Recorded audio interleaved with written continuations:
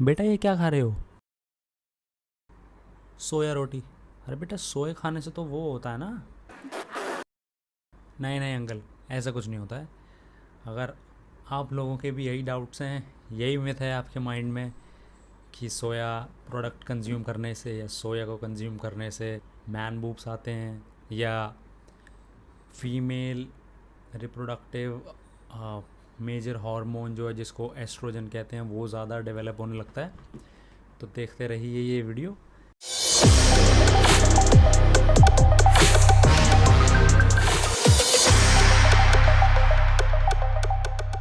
तो क्यों लोग कहते हैं कि सोया कंज्यूम करना सेफ़ नहीं है, सोया कंज्यूम करना ख़राब है, सोया से मैन बूब्स आते हैं या एस्ट्रोजन का लेवल हाई होता है। स्टार्टिंग से बताऊंगा कि सोया एक लौता ऐसा वेजिटेरियन फूड है जिसमें amino acid profile highly rich है।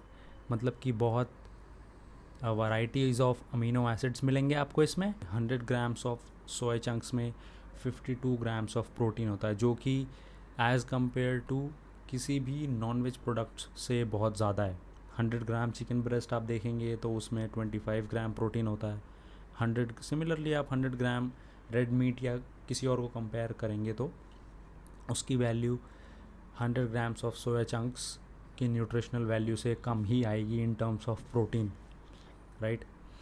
तो सोया चंक्स की biological value is higher than lentils, wheat और राइस, राइट।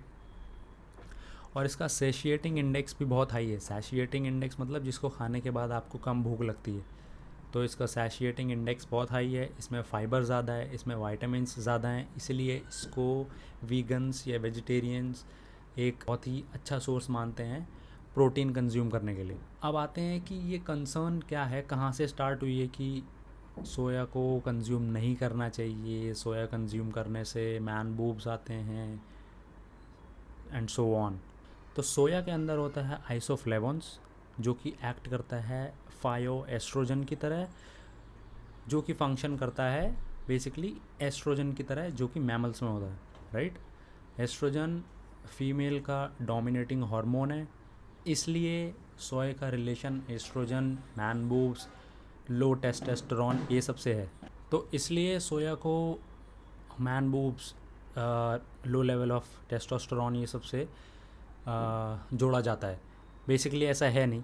स्टडीज़ में ये पाया गया है कि जब 150 ग्राम आइसोफ्लेवोन ग्रुप ऑफ मैन ने कंज्यूम किया एक स्टडी के लिए, तो ये ऑब्ज़र्व किया गया कि उनके टेस्टोस्टेरोन लेवल पे कोई असर नहीं पड़ता है और बेसिकली कोई मैन बूब्स नहीं आते हैं उनके। तो 150 ग्राम आइसोफ्लेवोन के लिए आपको कितना सोया खाना पड़ेगा? तो 100 ग्राम ऑफ सोया चंक से आपको मिलता है 10 ग्राम आइसोफ्लेवोन।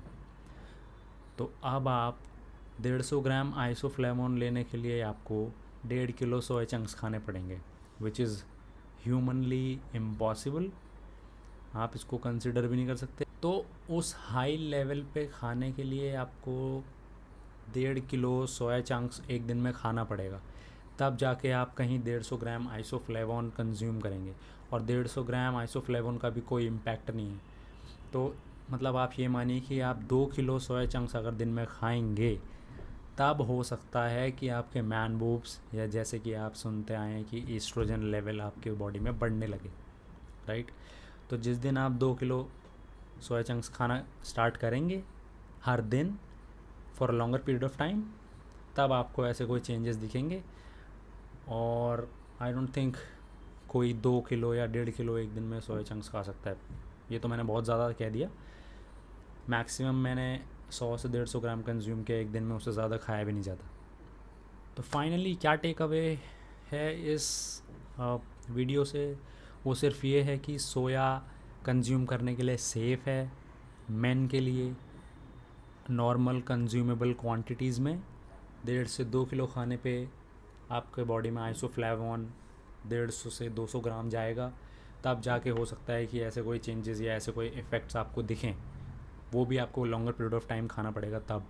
अदरवाइज़ सोए का हाइपोथायरॉयडिज्म मतलब बहुत ज़्यादा थायराइड होना, या ब्रेस्ट कैंसर, या लो टेस्टोस्टेरोन लेवल, मैन बूब्स जिसको गायनोकोमेस्टिया भी कहते हैं, उससे कोई रिलेशन नहीं है। आप इसको रोज़ रेगुलर बेसिस पे 100 ग्राम, जो भी आप, जितना भी आपको प्रोटीन कंज्यूम करना है, जितना भी प्रोटीन इनटेक आपको अपना कंप्लीट करना है, बेसिकली वेजिटेरियन नॉन वेजिटेरियन लोग वो इससे कर सकते हैं।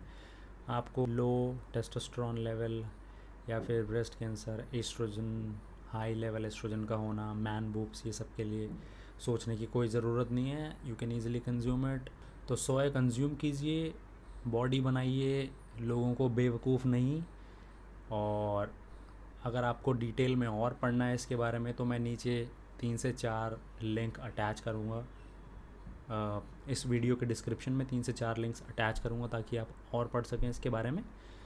और if you have any question तो post in the comment, I will answer it. Thank you.